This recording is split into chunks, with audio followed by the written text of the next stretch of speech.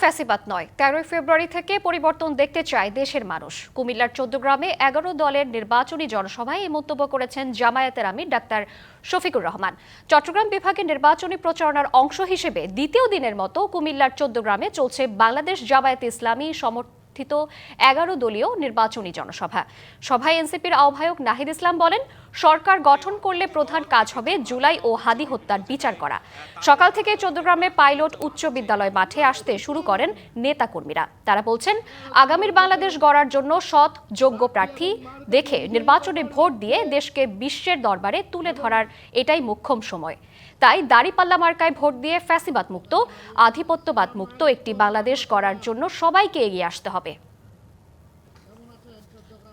তারা কিন্তু এই মঞ্চেই কথা বলেছেন। তারা বলছেন, হাবে একটি দল থেকে যে বাধা দেওয়া হচ্ছে বিভিন্ন জায়গায় তাদের নেতাকর্মীদের।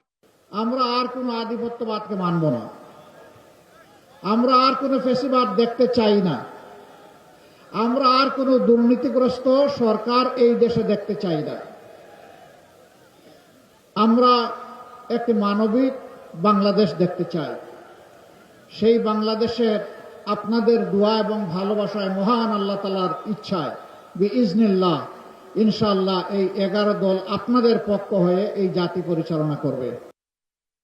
বিদেশ থেকে দেশে রেমিটেন্সের টাকা আসে নিরাপদে। তাই আজই আপনার আপনজনকে বলে রাখুন, রেমিটেন্সের টাকা যেন শুধু নগদেই পাঠায়।